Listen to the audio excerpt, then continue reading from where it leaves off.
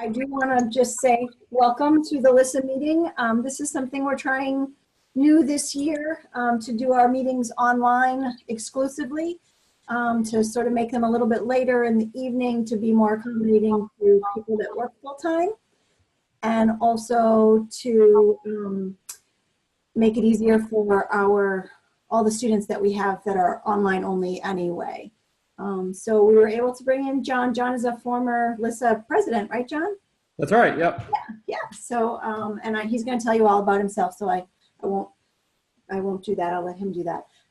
But thank you for coming to the meeting. If you want to ask a question at any time, you can always do that right in the group chat there on the side, or if you don't have the chat popped up, it's down at the bottom. And if you want to put your mic off turned off just while he's talking, that's up to you. I mean, we're pretty small, so if you do want to ask a question, you can, but it may be easiest if we just use the chat. All right, I guess I'll turn it over to John. Alrighty, great, excellent. And this is the only slide I have, actually. It has my contact information, and there's a link to a website that I created when I was co-chair of the NJLA Professional Development Committee, and it has links to pretty much everything I want to mention today. And I'll actually pull up that website as well, and we can go over some of those organizations and professional development opportunities. So thank you so much for bearing with me. My name is John Daquino. I'm currently the head of adult services at Union Public Library. I attended the Rutgers MLIS/MI program from January 2014 to December 2015. I did the typical 4 semesters, 3 classes a semester. So I was there for 2 full years, and those 2 years were an incredible experience. Before I dive into my background, I actually want to get to know you guys a little bit, see what your interests are, see if you're living in state, out of state. So let's begin with this. Are there any participants out there who are online students currently living outside of New Jersey, or is everyone from New Jersey?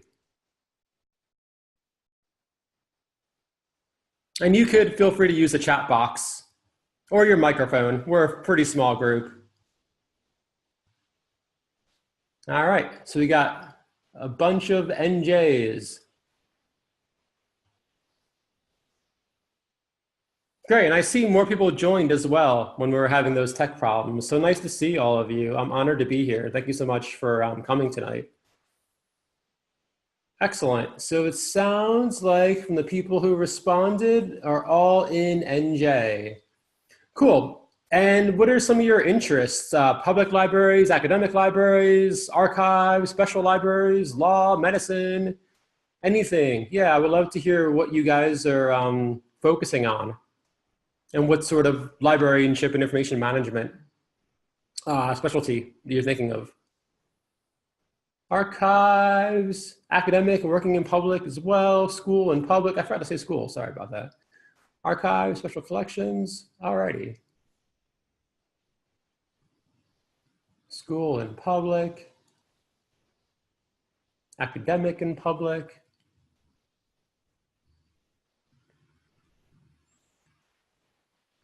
Great, so it seems like you guys are keeping your interests very diverse, which is what I did as well. So when I entered the program in January of 2014, I was, suffice to say, I was pretty new to the field, despite actually when I was 18 working part-time at Queens Public Library during my first year of college in St. John's. But for the most part, I was an artist, I was a curator, I was a writer, I was arts management, and then I slowly kind of got into archives, which then made me kind of loop back around to the library world. So when I entered Rutgers in January of 2014, I was pretty much a blank slate. I know there are a lot of students who enroll in the program currently working in a library, and they need to get the degree in order, to advance in the field. I wasn't one of those people. I entered it essentially a blank slate. And I said, okay, I'm jumping into this profession. I'm going to give it my all. I'm going to throw all of my energy into this and see where it goes. So my interest lied in academic and public. I even had health informatics in mind. So that first semester, I was a on-campus student. And over the course of those 2 years, or those 4 semesters, I transitioned to being a fully online student, partly because I started working with so many different jobs. And luckily, Rutgers is a really flexible program where you can do that. And that benefited me a whole lot. So in that first semester, I focused on the 3 classes that I was taking. And I started getting involved in LISSA, which I think was the first great thing that I did, right? It was the first step in my professional development in this field. Because as you all know, LISSA is the Rutgers student chapter of ALA, the American Library Association, which is a nationwide organization. And then below that, you have NJLA, the New Jersey Library Association, which is the NJ chapter of ALA. And then LISSA is kind of the student chapter that falls under the umbrella of ALA and NJLA. So for me, LISSA became an opportunity and a springboard to get involved in NJLA and then later on ALA, because they're all sort of under the same umbrella. So for me, it all started with getting involved in LISSA, going to that first semester meeting back in January of 2014, which seems so long. I guess it was about 4 years, so time flies. And then getting to know my fellow students, getting to know the faculty. That was kind of my first approach, was really just getting to know the fellow students, because your fellow students are going to become your colleagues later on. And the faculty there are incredible, and they bring with them a wealth of experience that you can learn from. So that was sort of my first step, which is getting involved in LISSA. And all of you here are doing that, and that's fantastic. That's the great first step to take, is get involved in the student chapters, organizations that you're interested in, and springboarding from there. So like I said, that first semester, I was kind of focusing on classes, sort of figuring things out, and I decided to really focus on academic and public libraries. So the next thing I did was starting to look for jobs. And what unfolded was I was able to manage 2 part-time jobs the whole time while I was enrolled at Rutgers. One was at Rahway Public Library, and that was from June of 2014 all the way up until when I graduated, December of 2015. So I stuck at that public library job and continued developing there. And I coupled that with an academic library job at a different university every semester, just to get a lot of varied experience. Because one of the biggest recommendations I have for you is that outside, of course, you need the degree to get a job in the field and to be a professional in the field, but outside of school, your work experience is equally important. So while you're a student in the Rutgers program, it's really important to start gaining that work experience, because then when you go for looking for full-time work or to advance in whatever position you are currently in after you get the degree, that work experience is gonna really stand out on your resume and help you just as much as the degree in itself in getting that full-time job after you graduate or advancing in whatever position you happen to be currently in. So what I did was, like I said, I kept that job at Rahway, and every semester I chose a different academic library to get different experiences. So one of the first doors that opened up, and this opens up to all Rutgers students in the MI program, is being a reference assistant at the Alexander or one of the Rutgers University libraries. So I applied for that position, and I was put at Alexander Library as a reference desk assistant. And another opportunity that opened up was also being able to teach information literacy classes to freshmen or transfer students, undergraduate transfer students. And once you start doing that class, it also opens the doors of teaching other information literacy classes to undergrads. And that was a fantastic experience. I recommend, no matter what field of librarianship you're gonna be in, you're gonna wind up having to do some sort of presentation, and having that experience teaching information literacy classes to those undergraduate students at Rutgers was a great way to develop public speaking skills that I use to this day. And that really helped me when I started doing lectures at public libraries that I worked at, also at conferences, etc. And then also working at the reference desk at Alexander Library was a huge help for me as well, because you as anyone who worked at a reference desk knows, you're dealing with all sorts of questions that that come at you, and you don't know, things are always really fluid. So 1 minute you can be working with a student who's doing some research on something science related. 10 minutes later, you can be working on a humanities-based project. So you really keeps you on your toes, and you really learn a lot quick. So taking advantage of that work experience and applying for it was fantastic. And I really recommend that. If you can get any sort of teaching experience under your belt while a student, it's really going to help you a lot, no matter what sort of position you are in the library and information management field. And then as the semesters progressed, I switched to a semester at Seton Hall in their digital collections. I also started working a bit with Rutgers digital collections, and I also started working with electronic resources at William Patterson, all the while keeping that Raleigh Public Library job and the full-time student. It's a whole lot of work, and looking at my resume, I'm not sure how I managed it all, but that's the one thing I can say is that when you're in this program, really give it your all. Seek out opportunities, apply for them, really just develop your skills while you're in the program. Develop that work experience, learn a lot from your classes, because all of this is going to help you on the job afterward.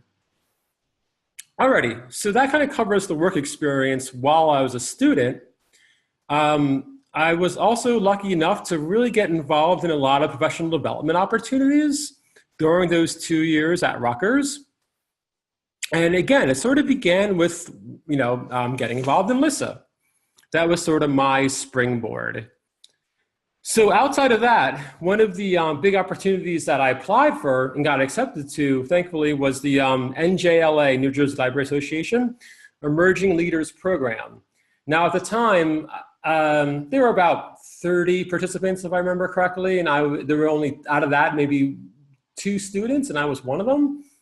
I'm not sure if they let students apply to the program anymore, but if they do, it's a wonderful experience, though. So I started that in September of 2014. I applied for it earlier than that. It was probably maybe during that first semester when I applied, and then the program actually started in September of 2014.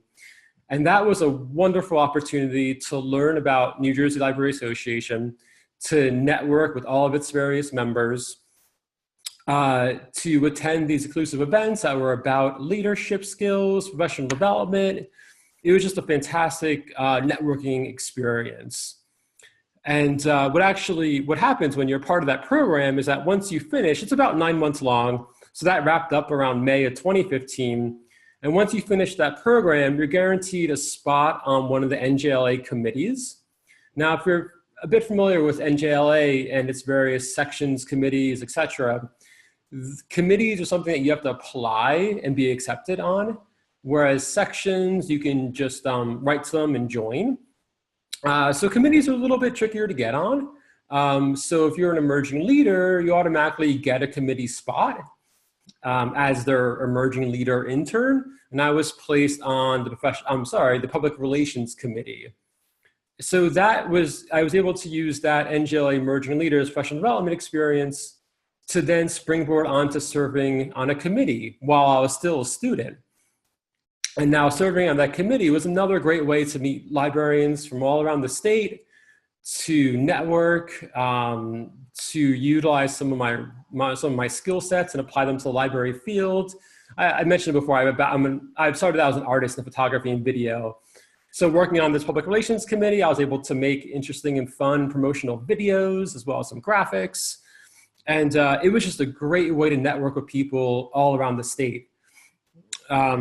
I know there's another way to join NJLA committees. It's called the Committee Internship Program, and students can apply for that. And I know several students who did take advantage of that opportunity and who all loved it and said the same things that I'm saying right now, that it's just a fantastic experience. So I know I mentioned this before. I'm going to pull up a website that has links to some of this stuff. So you'll be able to see where you can learn more about these various opportunities. All right, let me just, it's funny, I have my resume in front of me, and I did so much in those 2-year period that I almost forget myself of all the things that happened in that 2-year period while a student, because I really just sort of threw myself out there and applied for anything and everything that I thought I had a chance at getting, and then used opportunities as a springboard to get into other experiences after that. Before I go on, does anybody have any questions or comments or anything? Let's make this really interactive, so I would love to hear from you guys. You guys all can hear me okay still, right? Yeah, everything sounds great, John. Oh, great. Okay, excellent. Do you guys have any questions or anything before I move on? Where does NJLA meet?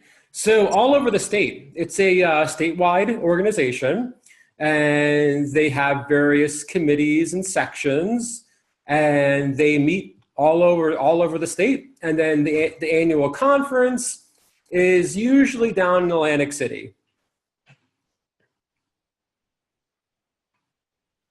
Did I take any courses that helped me with information literacy and teaching? I know that one was offered, but I did not. So when I was in the program, I was really focusing on developing technology skills. So I enrolled in all the classes that were more hands-on, that taught you kind of tech things like metadata, like digital collections, the website design, the infotech class, things of that nature that were more technology driven.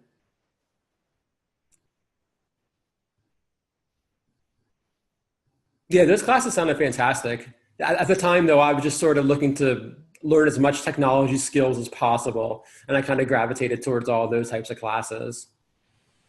Yeah, I think just to jump in on that, I think there's so many great classes in the MI program. You do feel like you come out and you think, oh, I could have taken that one or that one or that one, and you know, you can't take them all. So Absolutely. All right, before I go on, is there any other questions or comments or anything?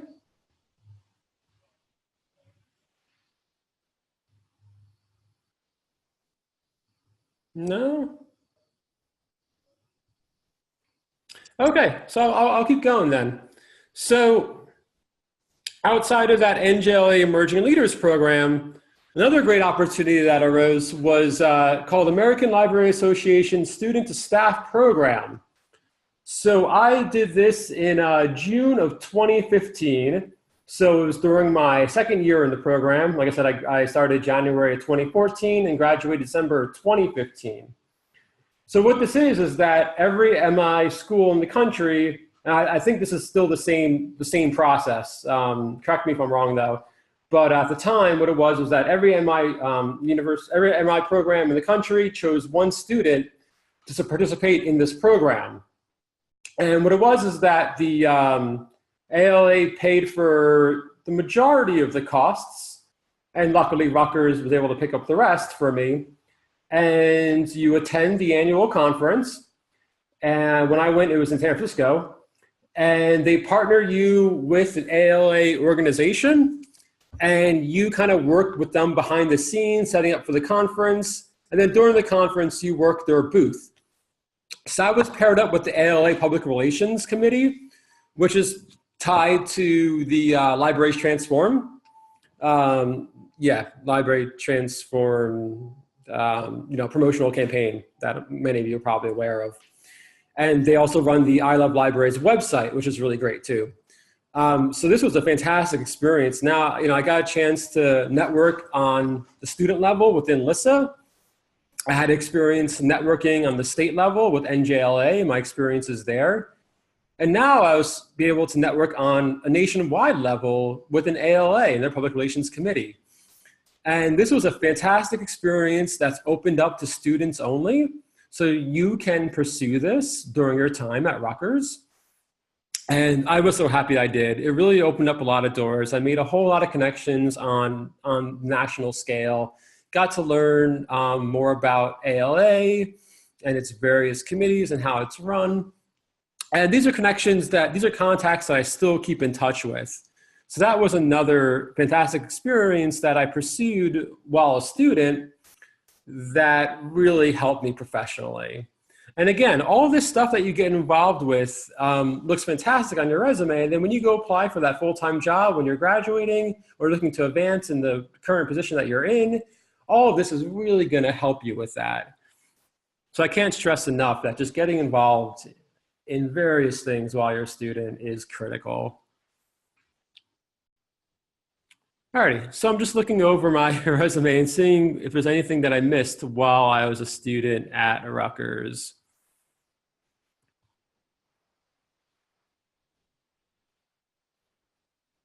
Okay, so while I was a student at Rutgers, I did also take advantage of some scholarship opportunities. So always keep your eye out on that. And my approach to anything, whether it be scholarships, whether it be seeking out organizations to get involved in, professional development opportunities, is start at the most local level. So start out with Rutgers, see what opportunities are there. See what type of things you can apply for. So such as you start moving through the program, perhaps you can get involved in the Beta Phi Mu Society and apply for their scholarship. Also look at a local level, the town that you live in. So I'm from Cranford, New Jersey, and the Friends of the Cranford Public Library offer a scholarship to Cranford residents who are pursuing an MLIS. And I was able to apply for that and get that. I know if you're currently working in a certain consortium, or I don't know if county systems do this, but there's scholarship opportunities there. So it's always good to look at the most local/regional level and then branch out from there. So see what's available at Rutgers, see what's available in your hometown, see what's available through your job. If you happen to work in a consortium or a county system or just any type of situation, see what your job provides or what you can apply because you work at a certain place. And then kind of look at the state level. So see what the statewide organizations are offering. I was able to get an NJLA scholarship while I was a Rutgers student. And just look at those various state organizations that match your interest and what you're going for, and see if they offer a scholarship and apply for that. And then look on a national level, see what the nationwide organizations are offering and pursue those opportunities. And again, that's an approach that I take for, again, professional development opportunities, scholarships, etc. Just look at the local level and then branch out wider and wider from there.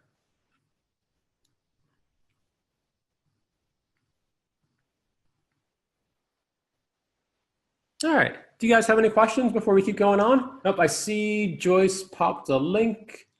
Oh, this is the ALA Emerging Leaders Program.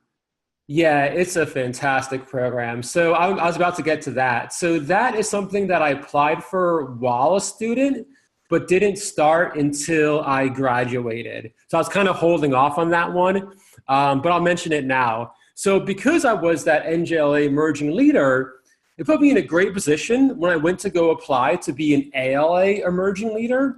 And actually the ALA Emerging Leader program was influenced by and developed partly because of that NJLA Emerging Leader program. That's my understanding, that NJLA influenced ALA with this Emerging Leader program.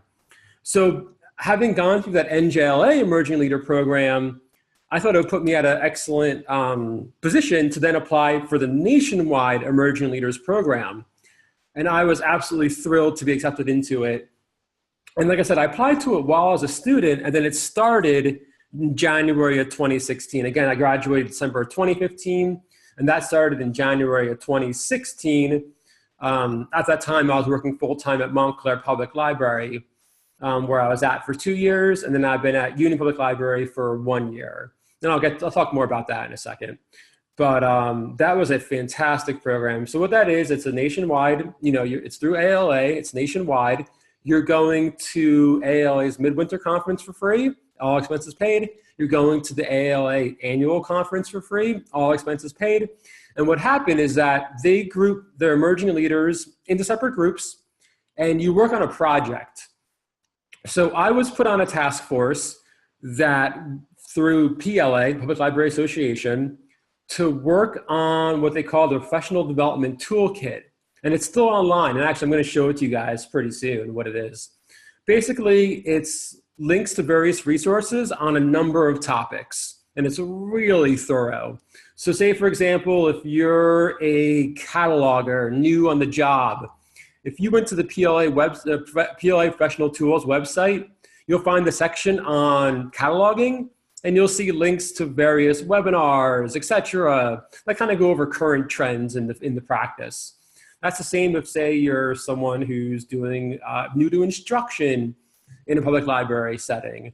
You go to the Public Library Association Professional Toolkit, find that part of it, and then there you'll see various links to a number of things. It was a fantastic project to work on because now I started to learn about PLA, and at this time I was working full-time in a public library. So I knew that this is where my career was going to be in public libraries. So I got to network within PLA, Public Library Association, and just meet so many wonderful people and have a fantastic experience. I got to go to both conferences, attend those conference events when I wasn't tied up with things with the Emerging Leaders program. And I still keep in touch with people that I've met there. And again, that was just a wonderful professional development experience that I recommend for all of you to look into if you're interested in it. So I just mentioned some of my work experience. So I'll kind of go back and say that I graduated December 2014. During those 2 years, I started working more and more hours at Raleigh Public Library and less in those academic library positions. So it was becoming pretty clear that my path was going to be public librarianship. So about a month or two before I graduated, I started poking around online, trying to look at what full-time positions were out there. And luckily, there was a crop of full-time public library positions available in New York, New Jersey, and Pennsylvania. There wasn't that much in academia, so I was applying for public library positions, and I was interviewing in all 3 states. Had a couple of offers, one with NYPL and one at Montclair Public Library, and I chose the one at Montclair Public Library. So right when I graduated, December 2014, December 2015, and I started right away, January 2016, working full-time at Montclair Public Library as an adult services librarian. And I did that for about 2 years. And then that leads me up to around November 2017. And I switched over to Union Public Library. Now I'm the head of an adult services department. And I've been doing that for about a year now. Time really flies fast, I'll tell you. And I know that all of these professional development experiences that I went through as a student at Rutgers really helped me land that first full-time job at Montclair Public Library when I graduated. Alrighty, do you guys have any questions before we move on? Any comments or anything? John, I was just going to say, just to go off of what you had said, was that, I had done the NJLA committee internship program. That's actually how I met John, because he was the chair of the Professional Development Committee, and I was the intern on that committee last year. So I would recommend that if it interests you to get involved in NJLA. It's a great way to sort of segue into it. It's a 1-year appointment. And, the chairs know that you're in school and, that you're busy at school. But it's a great way to get involved. And then I did apply for a full committee appointment this summer, and I'm now on the conference committee. And I have a feeling that it was because I had already interned that I was able to actually get a regular appointment while I was still a student. That's right, yeah. So using something as a springboard for something else is fantastic. So I encourage you all to think strategic. So when you're applying for one opportunity, think about how that opportunity is going to open doors for you down the road.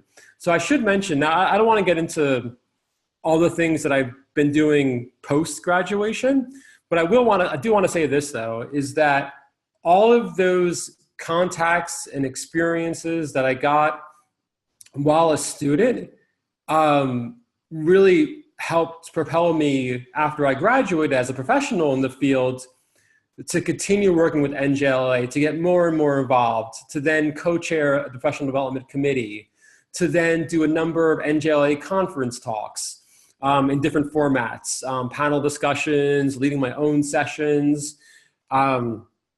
And all of that really stemmed from those things I got involved with as a student. If I didn't get involved on in the level that I did as a student, none of those opportunities would have been available to me. So I really just want to stress that, is that really get involved while you're a student. And then after you graduate, keep those contacts, keep that ball rolling, and it's just going to develop into more and more and more opportunities.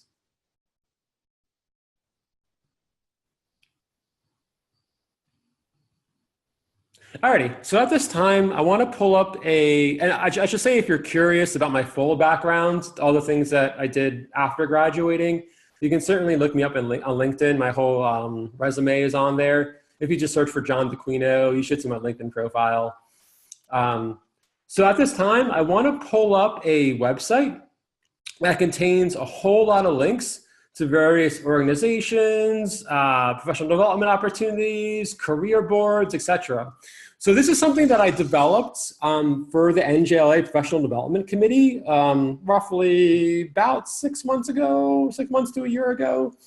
And this website is still current. I actually went on it this morning, changed out some of the dead links, updated some stuff. So everything on there is current and should be working. Okay, so hopefully nothing breaks down. I'm going to try to minimize this PowerPoint and bring up the website so you guys can see it. So let's see. Hopefully I don't break anything. All right. I'm going to minimize that. Open up my browser. I have it up already. All righty. Can you guys see that whole website on your screens now? Yes. Excellent, great. It's hard for me to see because I have so many other boxes open, like the chat box, participant box. So it's kind of getting a little cluttered, and I wasn't sure if you guys were seeing that clutter or if you're just seeing the website itself. Great, excellent. So you guys can see that website. It's labeled Professional Development Links. Right, so I have the link to this on that slide that I can bring back up at the end when we finish. It's through what's called the NJLA members website. And this is totally free to access. You don't need a username or password or anything. So it's so I'm just going to move this down a little bit. It's njlamembers.org. And if you go to this site, navigate the committee section. I'm kind of hovering over it now. I think you can probably see that. And go find the Professional Development Committee. Click on that. And then you'll see a link to what I call professional development links. So basically, all the things that or just about all the things that I mentioned have links to them on this webpage. So I really encourage you guys to explore this. It starts off with statewide resources. So the first thing you'll see are various organizations and associations that you can get involved in. Some of them for public libraries, some of them from academics, some for special collections. I have a link to the School Librarians Association. So whatever your interests are, I encourage you guys to just explore that organization. So you'll see all those links there. Below that, you'll see professional development events and opportunities. And you'll see a link to NJLA conference, a link to the NJLA Emerging Leaders Program, a link to the committee internship program. You'll see the NJLA events calendar, LibraLink NJ's events calendar, and various links to other conferences as well that I encourage you as a student to attend, because it's a great way to meet professionals all around the state. Okay, below that is links to newsletters, blogs, and forums. I really encourage you guys to subscribe to some of these. So I personally find the New Jersey State Library and NJSL Direct Newsletter, I'm kind of highlighting it right now, I don't know if you guys can see that or not. That is a fantastic newsletter to subscribe to, because it just promotes a whole lot of opportunities. They do a really good job with it. So if you subscribe to it, you're going to find out about some various opportunities, and it's totally free. Yes, there are student rates to join some of those organizations. And if you join NJLA, you're going to get their newsletter as well, their e-newsletter, which is really handy too. Alrighty, so I just encourage you guys to explore those newsletters, blogs, and forums. Sign up to them if you can, and you're going to see within them some great opportunities. Here we have some miscellaneous websites for state resources. that I definitely encourage you guys to explore. And below that, you have links to various job boards. So I have the link for the NJLA job board, Library Link NJ's job board. You'll see the Rutgers University Sky job board, which is fantastic. See one for school libraries, special libraries, and also a website called I Need a Library Job. Yes, thank you so much. Yes, so if you're looking to join any organization, there is a special student rate if you join NJLA and ALA together. It's super cheap, and I encourage you to do it for sure. Okay, so below the statewide resources, now we get into nationwide resources. And it's kind of the same category. So I begin with organizations and associations, toolkits and trends. This is a good one. This is one of my favorite ones. Magazine, podcasts, and blogs. And I really encourage you guys to check in with these things because it's a great way to learn about current trends in your field. I'm a fan of the American Libraries Magazine and Public Libraries Online sites. And those are totally free to check out. Some of these podcasts are great too. Dewey Decibel, which is a great name. FYI, Public Libraries Podcast, which I think they're still doing. It's through the Public Libraries Association. Programming Librarian, a fantastic site if you're doing any kind of instruction. Circulating Ideas. Yeah, that is a good one. Yeah. Alrighty, here's also now links to various places that provide webinars. I believe all the ones I mentioned down here are free, or at least have some free webinars. And these are things you can certainly sign up for. ALA hosts them through their American Libraries Live, they call it. Book List Online, InfoPeople, OCLC, TechSoup for Libraries, Demco, they all offer really fantastic webinars on various topics. And this is a great way just to keep on top of certain trends in the field. And below that, you have various miscellaneous websites, Center for the Future of Libraries, I Love Libraries, the Harvard Institute, IMLS, Libraries Transform Project, and I just encourage you to check out all of these. Below that, we have career resources. So ALA has a job board, ACRL has a job board, Special Library, SLA has a job board. So I just encourage you to explore all these various links. Look at what you're interested in. If you're interested in public librarianship, then look at some of those links. I encourage you guys to spend a lot of time on here. So there wasn't really anything like this before I created it.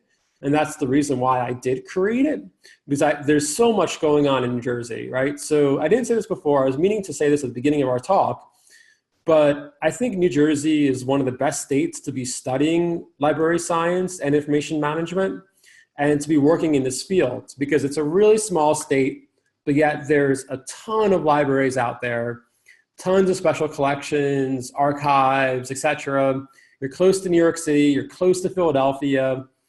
So within New Jersey, it's really easy to network within these organizations because it's a small state, yet there's a whole lot of us out there. So it's really a fantastic state to be doing this. So I think you all made the right move already, by enrolling in Rutgers. You guys are in Jersey. That's why I asked that in the beginning of the talk. I was curious if there's any online students who are not living in New Jersey. And not that I have anything against others. I live in other places around the country, but I just think Jersey is a fantastic state to be doing this in. Because like I said, it's a small state, but there's a lot of opportunities out there. And it's really accessible to start networking. And it's really easy to dive in there and start getting to know people and just building that professional development network. Alrighty, you guys got any questions or comments?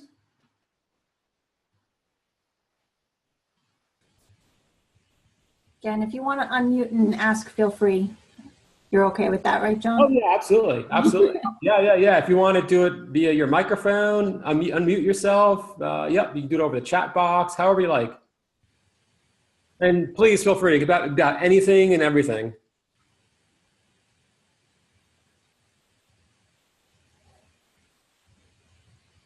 If there's anything I didn't talk about that you're curious to learn more or anything at all. John, I'm curious, how do you see the field changing, even in the 4 years, since you've done, how do you see, or if you want to talk specifically to public library, since that's where you're in, or just in general, like how do you see it changing for libraries? Yeah, I mean, I think public libraries are becoming more and more, and as I see them, as education centers. So I am very much focused on teaching within an instruction within a public library setting, because I think that's our role, right? Is to be, I mean, we're not schools. I'm not saying we're teachers, but there's a strong educational component to public libraries. And I really strongly believe in that. So that's what all of my jobs, I brought that to those positions. And as a whole, that's where I like to see public libraries going. Becoming very event-driven, becoming institutions of learning, right? It's providing people access for free to a number of things. So I see this affecting how libraries renovate, right? So, a Union Public Library, the reason why I took the job is because everything's in transition. It's one of those rare experiences where you get to walk in and almost completely shape a department. And while I'm doing that, the director is working on shaping the building. So there's gonna be renovations happening. It's gonna be complete night and day transformation. And while that's going on, I'm working on shaping and redeveloping the department. So, and so now how that's affecting our physical renovations is that, you need more classroom space, you need more meeting space, you need more communal space. You need kind of space for tutors and students, for quiet study, as well as small group study. So I think that's something that you see in public libraries. That's been happening for not just in the past year, but for a little while now, becoming increasingly more about programming, more about instruction. And that's starting to, taking that into consideration when you design the library space or redesign, your library space. Yeah, absolutely. All right, I see maybe 3. Yeah. Eden. I think Eden was the first one. Yes, yeah, I can see that here. So I'm going to scroll. Let me see if I can scroll back up to Eden. It's great. How are you able to juggle your coursework with your internships? I hope you don't like sleeping. It is tricky. I mean, those 2 years, I look back at my resume, and I think because I was I enrolled in this field, and I said, okay, I'm going to give it my everything. I'm going to make this work. So yeah, I mean, you make sacrifices. It's really hard to juggle. For me personally, so I started becoming less and less on-campus student and more of an online student. And that helped me juggle things. So again, when I first started the program in January 2014, I was fully on campus. And when I graduated, December 2015, I was fully online. So that was one way I was able to juggle it. It's indeed tricky for sure. And I made a lot of sacrifices during those 2 years, but it was worth it. Moving on, are there any committees or organizations that you recommend joining specifically to pursue an interest in academic librarianship? For sure. So start out at Rutgers. Rutgers has a student chapter of ACRL. I haven't been involved in academic librarianship in a little while now, ACRL. So I'm forgetting what the acronym stands for. It's Scarla, and Laura, who asked the question, is actually the president right now. Oh, there you go. All right, so you're doing it. Great, good job. Yeah, so use that as a springboard to then get involved in NJ's chapter of ACRL, so which I believe is called the NJLA CUS section, college and university section. So use your involvement in Scarla, if I remember right, to get involved in NJLA CUS. And then use that to get involved in ACRL on a national level. And then I should mention that NJLA CUS has some committees and sections that you can get involved in. I would highly recommend going to the Vail conference. So Vail is sort of a separate thing. Like I said, there's a lot going on in Jersey for a small state. So check out Vail and definitely attend the Vail conference. I believe Vail stands for Virtual Academic Library Environment of New Jersey. And their conference is fantastic for academic librarians. It's usually in January, if they're still sticking to that, I believe. I highly recommend checking that out. And you can get involved in Vail too. Okay, down to Tim. Most valuable management strength. Biggest challenge using the management role. That's a really good question. It is really, really tricky. So a year has flown by since I've been in a management position, and I'm still learning every day. I'm learning how to do this. It's tricky. I think one of the biggest challenges from transitioning is that you're both a large cog in the machine, as well as a person that has to make the whole machine run, right? So when I was in my position at Montclair Public Library, I was just that cog. I was just that, and I focused on my stuff that was going on, as well as collaborating with my colleagues.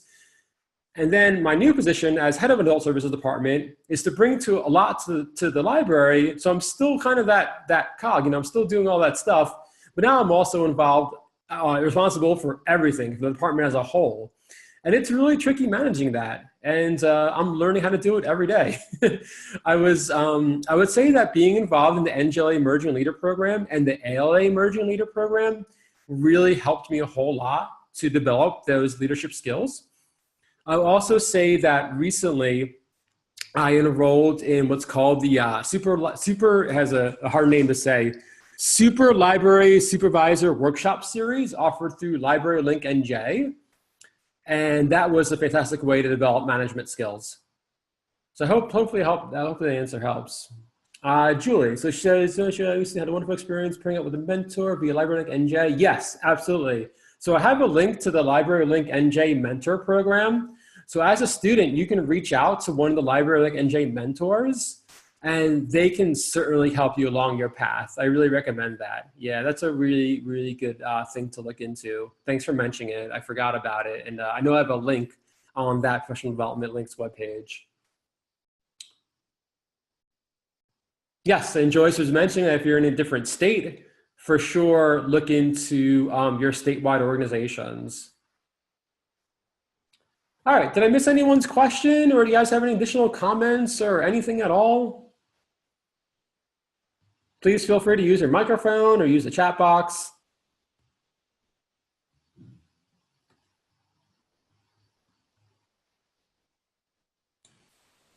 I guess I'll add the emerging leaders, the New Jersey one, it's every 2 years. So they just had the application close in August. So the next time you could apply for that is in summer of 2020. It's usually in August. So in case anyone's interested in that.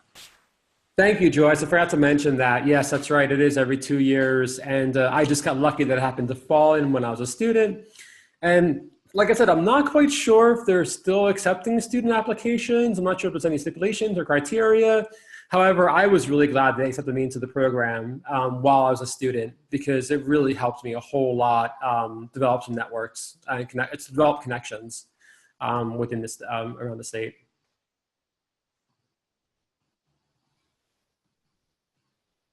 Thank you. So that actually, the idea came about because I mentioned before, I did that PLA project where we created the Professional Development Toolkit.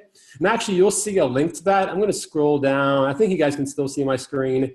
Can you guys see that I'm scrolling?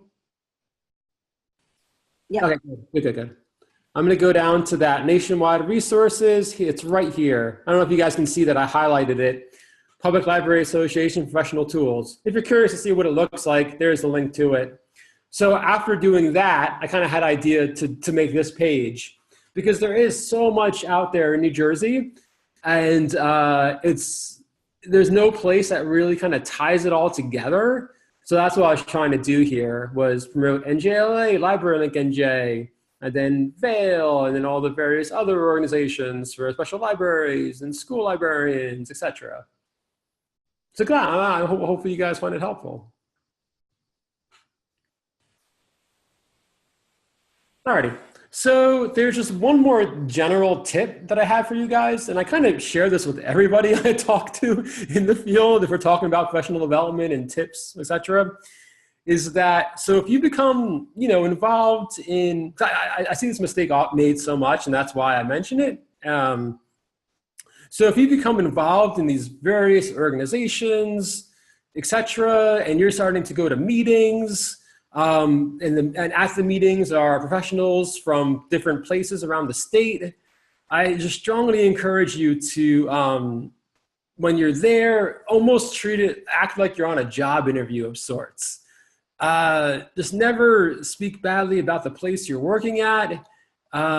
Just never speak negatively, because the people in that room can be interviewing you for a job a year from then, or some time from then, a year down the road, 2 years down the road, and they'll remember that. So I go to a lot of meetings, and I see this mistake happen often. And I think people put themselves in a bad light, not remembering that it's a small state, so the person you're talking to might be the person who can provide you with your next job opportunity. So just always keep that in mind whenever you're in any professional setting.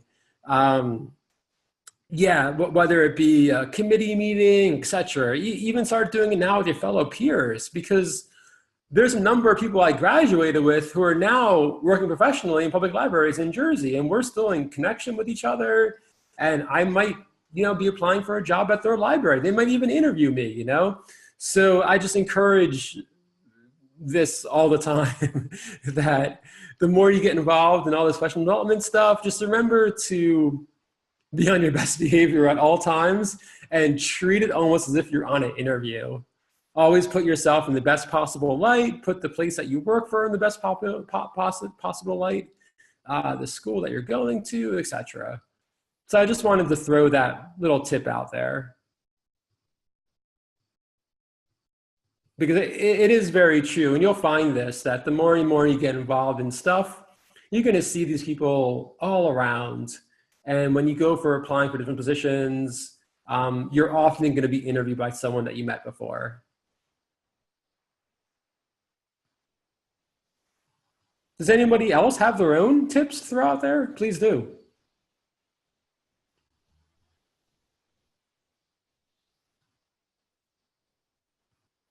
Alrighty, so before we wrap it up, is there any final thoughts? I don't have any myself. I'm kind of ran out of things to say, I think. Oh, that was really, really great, John. Really helpful. Oh, thanks. Good things for us to think about as we all move forward. We're all in different places in school, but I think it's really helpful to keep all that stuff in mind the whole time. So thank you so much. No, thank you. And you guys can always reach out to me. I encourage it. Please shoot me an email if you have any questions, etc. I'm going to try to pull back up that PowerPoint slide. Hopefully everything won't crash. Let's see. Minimize that. Open up PowerPoint again. Let me move this window up. Alrighty. So hopefully you guys can see that slide. You have my work email on there. You also have my, my personal Gmail. You can shoot me an email at either or. Definitely feel free to reach out. Please do. I love keeping in touch with people. I love meeting new people. I love expanding my network. So please reach out to me. Yeah, if you have any questions, etc. And you also see the link to that, that professional development links webpage we were looking at as well. Maybe Lisa can email this to the gang afterward, or you guys can jot it down now, and feel free to reach out for sure. Thank you, John. Thank you, everyone, for coming to our first LISSA meeting of the semester that was all LISSA. And I think our next meeting is November 15th. Be the similar format. We're going to do it online. Great. Thank you, everybody. It was a pleasure being here with you all, and an honor. And again, reach out to me if you have any questions. Please feel free to. Awesome. Thanks so much, John. All righty. Good night, everybody. Good night. See you. Bye-bye.